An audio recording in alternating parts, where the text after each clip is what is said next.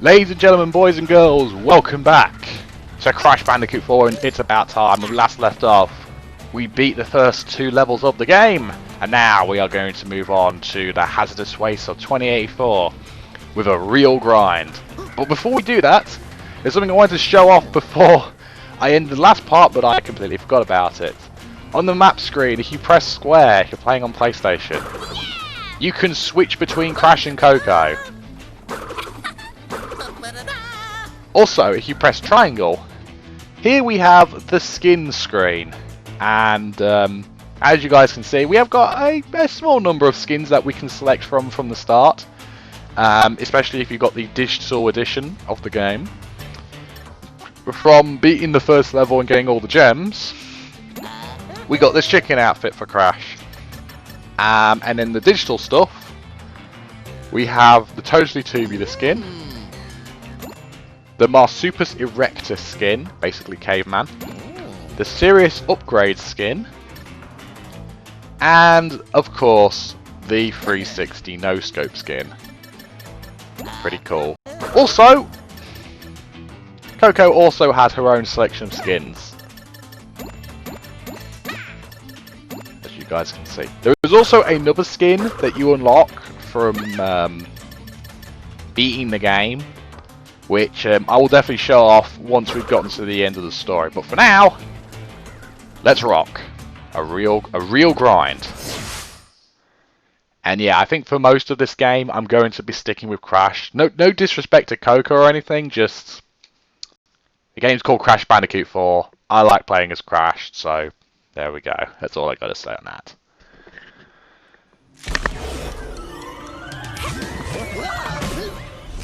So, we need the other masks to close the rifts? Correct. Now, my brother Akano is around here somewhere. Welcome to the show, man. Looking for your precious man. Behold the aforementioned putz. Don't worry. We have a thing where we fight, he loses. It's a well-established dynamic. Not this time. I've got a backstage pass for you to get up close and personal with my weapon of mass percussion. Come ready to rock. Oh man, I'm so impressed by the fact that the game is running so smoothly on PlayStation 5. Oh man, especially in cutscenes like that. I'll be honest, before I had this game, I'm playing this right now on the PS5, I played this on a PlayStation 4 Slim, and oh man, let's just say some cutscenes in this game, as well as some of the levels, yeah, they don't run all that well on a PlayStation 4 or a PlayStation 4 Slim for that matter.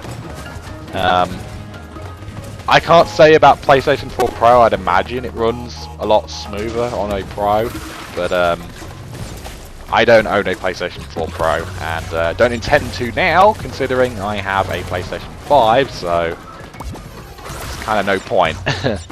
Anyway, yeah, we are now introduced to a new mask.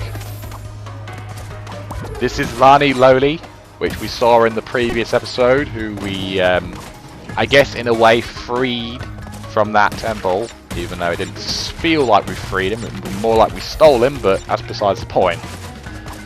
Anyway, he gives us the ability to phase objects from one reality to another, so that we can actually jump through them, or make them solid objects.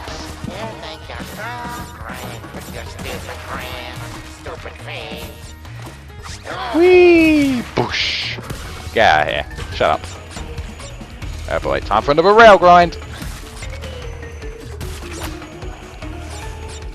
So yeah, that's another thing about rail grinding in this game. You have the option to either stand on top of the rails and grind normally, or hang underneath. And trust me when I say this, the game loves having you switch between underneath and above. A lot. Especially if you're trying to go for those crates. Oh. Oh man. Like I say, I'm gonna try and go for the crates, but if I don't manage to get them all on, say, like, if I get to the end and I'm still missing crates, then I'm not gonna go back and try and get them on recording. I'll probably get them on my own time.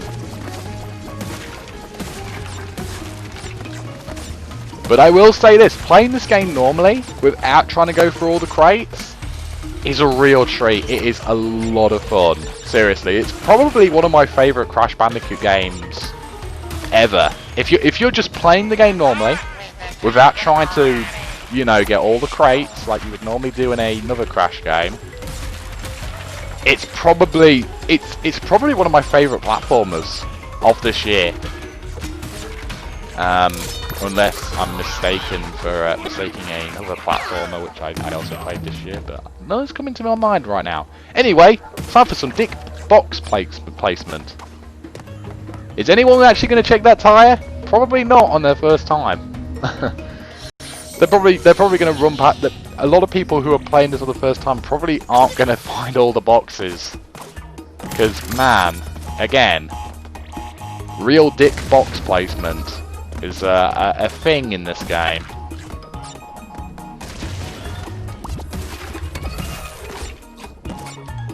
Alright.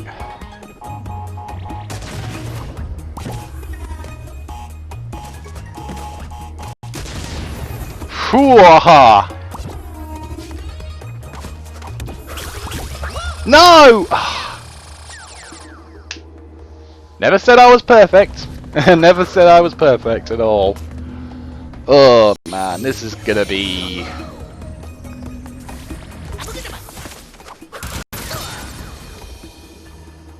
What was I doing there? What is my plan? Ah. Come on, Ryan. You're better than this. Alright.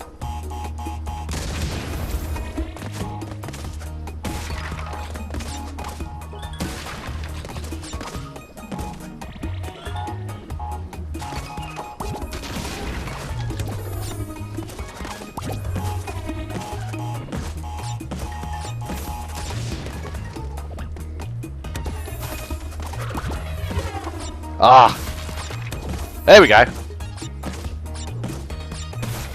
Just trying to remember.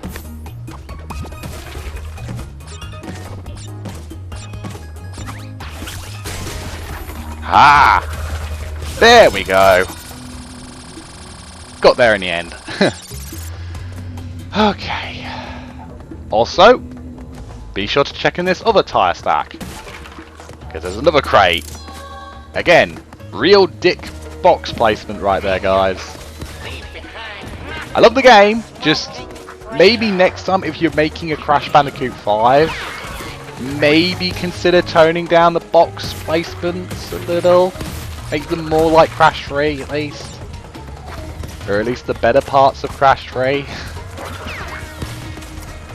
And not like Cold Hard Crash from Crash 2. People will like it. Trust me.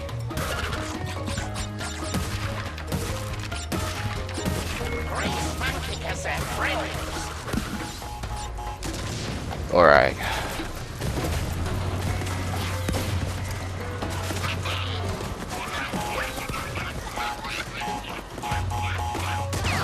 Haha!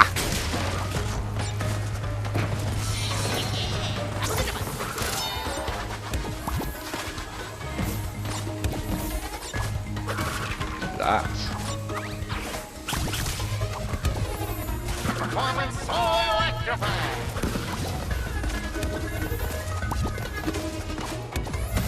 Alright. What? Oh. I was scratching my nose. This is why you don't do that when you're recording a video, guys.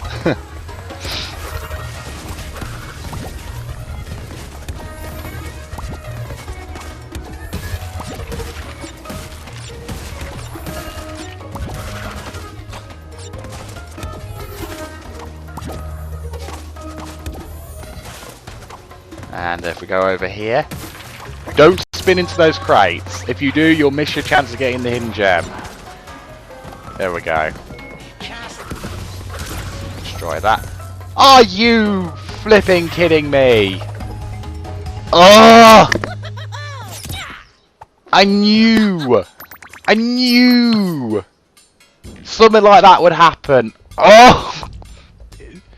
It's the worst feeling to any Crash fan, and it happens for nearly like 80% of the levels in this game. There's always a chance that you'll miss a crate, or worse, a bunch of crates. Trust me, it's not fun. Like I said, playing through this game normally, it's not so bad. It's actually a really fun game and a really fun time. But when you're doing it to trying to get every single gem, Toys for Bob went way too far with the mentality of screwing over the players, and maybe should tone it down for future games. I'm just saying, you know, you'll get a lot more people to enjoy Crash. Or at least, you know, not do as many levels which do the dickish box placement. Anyway, we just earned a flashback tape, and we will go into more details later on as I progress through the Crash Compactor level. I believe this level is called.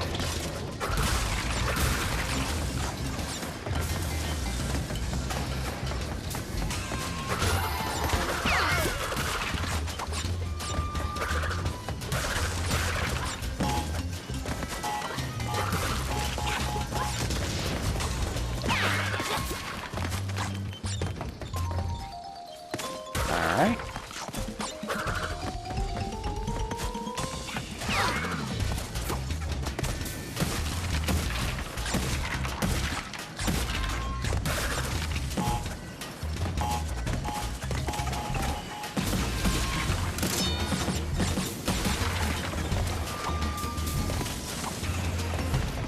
Hey look, it's Mega Mix. For those who don't know, Mega Mix was a character who was in the Crash Team Racing Nitro Fuel game, the remake.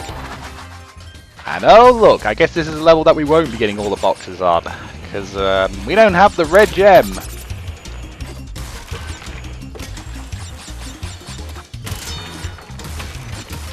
Oh well.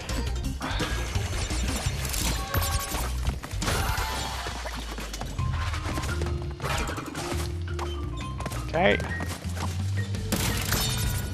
As you guys can tell, this isn't my first time playing this, so I do know where most, well, dare I say most things, where most of the boxes and things are. Just still doesn't mean I think it's easy, because God forbid, this game is not easy to 100%, like at all. Anyway, even if I can't 100% this level completely, I am still going to show off stuff like the bonus stages.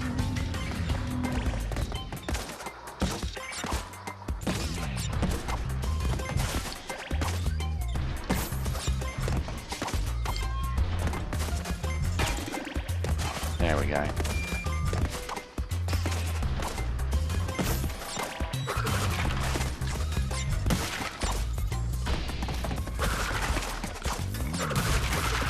There we go.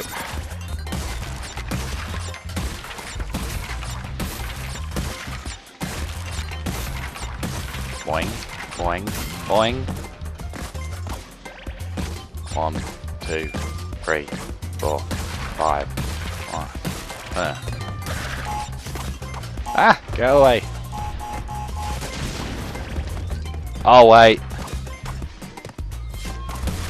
Yep, that's some of the dickish box placement that I just love to see. Just hiding boxes completely off screen so you don't see them. Oh, I love that about this game. Totally. 100%. Ugh. By the way, guys, I know it sounds like I'm coming off as someone who hates this game. Trust me when I say this, I do not hate this game. I think this game is a lot of fun, and I do recommend people at least try it out if they like the Insane trilogy. Then yeah, I really do think people should at least give this a go, or you know, try it out or play it, because it is fun. Don't get me wrong, the game is fun to play, especially if you're just playing the levels normally. It's just be advised, this game can be deceptively difficult at times.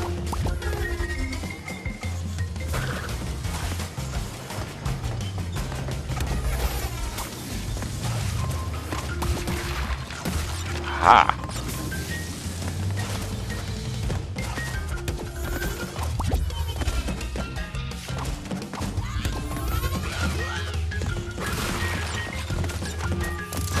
Okay.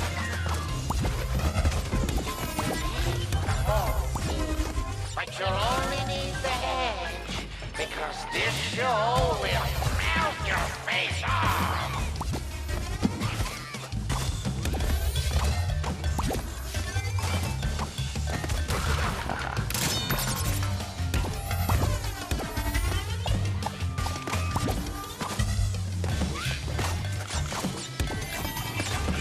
See, look, we're only in like the second world, and already the level design is going crazy with the amount of things that you've got to dodge. But yeah, as you guys could see, again, we're missing like 20 boxes from a level which I pretty much scoured nearly all of, except for the red gem path, and I think the rest of those boxes are in that red gem path. Unless I've completely forgotten about some boxes that were in the normal path that were completely hidden off screen, which I didn't see. Ugh. Ah yes. So yeah, as you guys could see in that level, I got a flashback tape, and these are really cool, but also really hard, as these give us a glimpse as to what happened to Crash and COCO before the events of Crash 1. Yes, basically lore. It's actually pretty cool. It's a really cool idea, but again, as you guys will probably see later on, they shouldn't be attempted for those who are new at playing Crash Bandicoot at all. I may be exaggerating for the most part, but still, oh, some of those are not fun.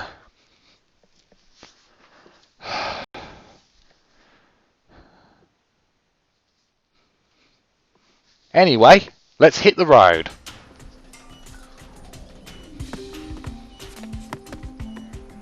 This Crash seems to be looking for something.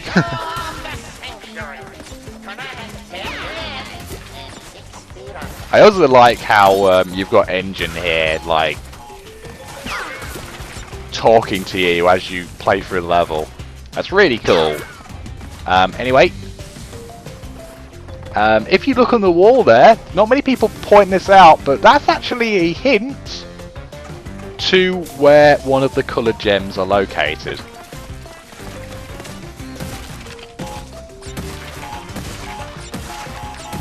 In this level, trust me, it all makes sense when we actually get to that area, because I actually do know where to get this particular coloured gem.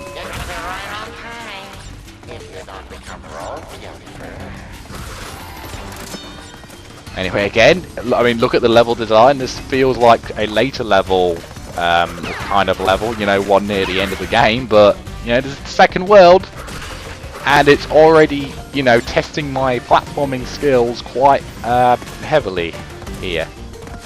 Flashback tape. And bonus round.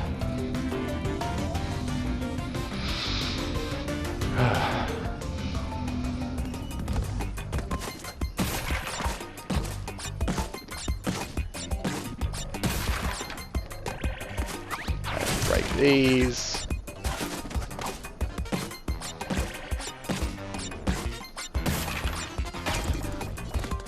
Slide jump.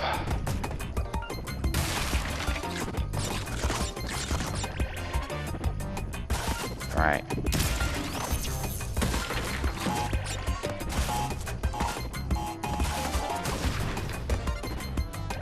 Can I make this? Yes, I can. Woo! Alright. You ain't gonna see me rage too badly. Hopefully. Ugh. Get out of here. Yeet. Alright.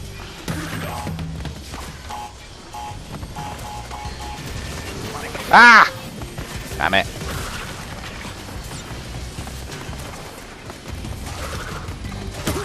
Take that. Alright, checkpoint.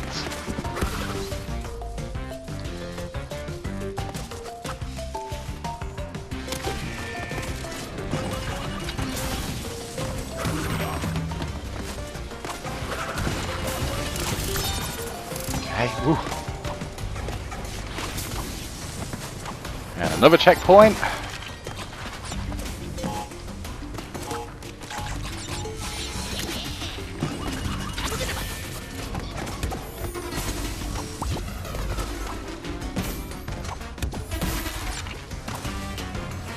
No! I forgot that that does that. Alright.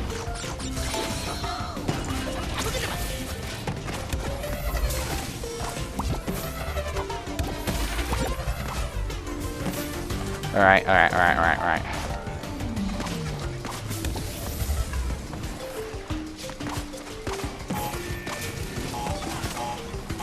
Oh no. Oh no. Phew! Okay. Alright, we got this. By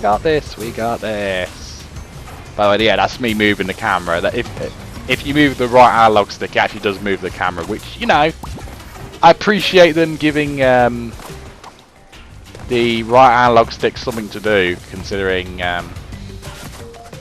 in the previous games you didn't really use the right analog stick much. And look at that! Another hidden gem.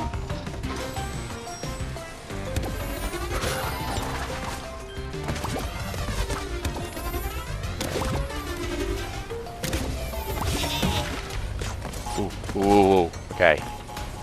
Yeah, I keep forgetting I haven't got an Aku Aku mask. Which, yes, in case you guys didn't know, those Aku Aku masks do not Those Aku Aku masks do not get transferred between levels. Every level you play, you start off with no Aku Aku mask, which is really... I did not see that flamethrower. Come on! Ugh, I'm playing a dangerous game! Ay. Alright. Hey. Okay, go. Down. Here we go.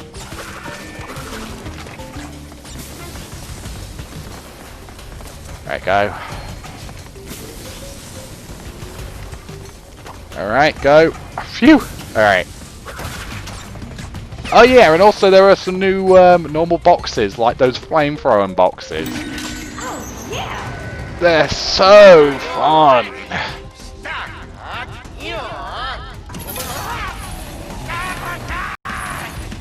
Alright. So yeah, you remember in Crash Bandicoot the Wrath of Cortex where you were rolling around in a ball? Yeah, well for some reason they brought this back and now it actually is implemented into a chase section. Against a giant truck.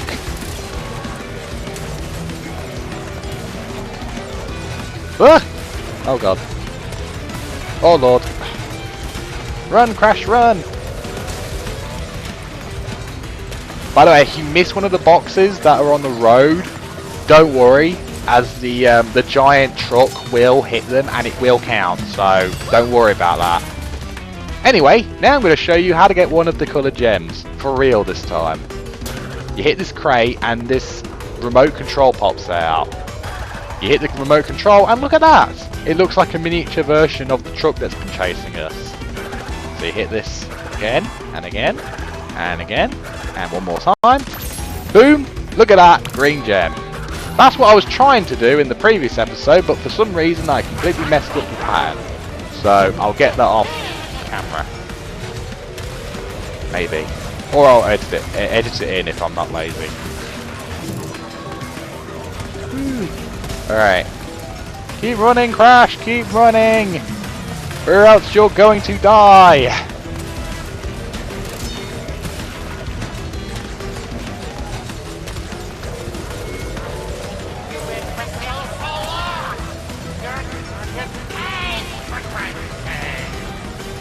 Whee! Ow. Hey, we got the gem! The box gem as well. And I think that's all of them, right? Yes, it is! And we got the Bright Now skin. Huzzah! Colour gem, flashback tape, and time trial unlocked. Awesome! I actually felt really accomplished about they were doing that. Holy crap! Phew! By the way, folks, I am not going to edit out deaths, alright? If I die during a level, you guys are going to have to suffer with me. That's just how the things are going to roll in this playthrough. Anyway, I see engine, so I guess we've got a boss fight in Stage Dive. Let's go!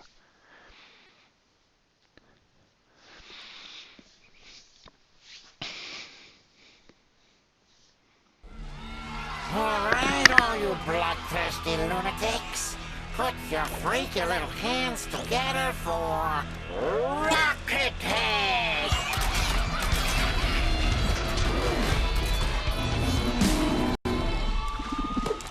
1, 2, 1, 2, 3, 4. Prepare for a beating. Oh man. By the way, I will say one thing about this boss fight. I love the music. The music is so good in this boss fight. Oh my god. I mean, I will say this about the soundtrack. I personally think that Crash 3 has a better soundtrack. But I won't deny that this soundtrack has some really good music as well. Especially this song. Anyway, with this boss fight, it's simple, yet quite difficult, as you guys can see. Basically, you got to jump over the green, what are they, sound waves, and duck under the red sound waves. And keep waiting until the little guy who's on fire runs towards you, and then you spin them back at engine machines, which look like washing machines to me. They might be washing machines. All their speakers, to me, they look like washing machines. Boosh! The show must go on!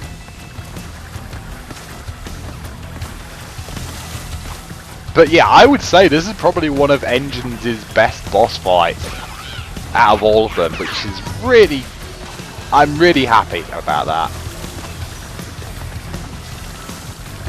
Compared to like the two robots they had in Crash 2 and 3, this is probably my favourite Engine boss. I mean, it's way better than the one from Twin Sanity, that's for sure. Or the one from Titans. Yeah, I bet you guys completely forgot that Engine was a boss fight in Titans. But anyway.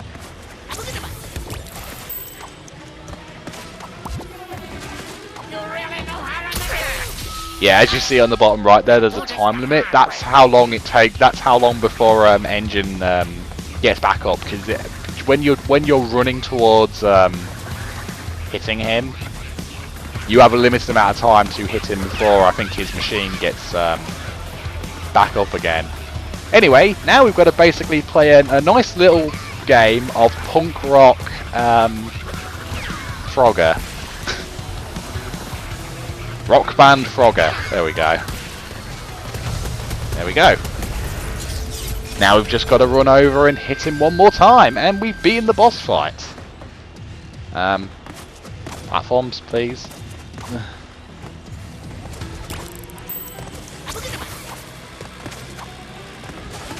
Will you stop interrupting my son? No.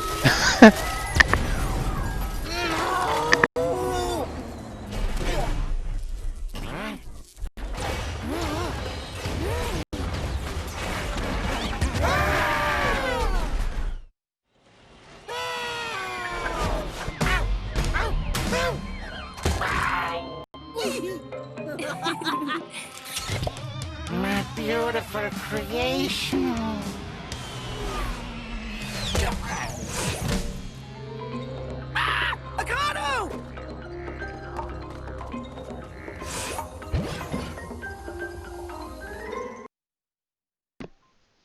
Oh no, where has Akano landed? Where has he gone to?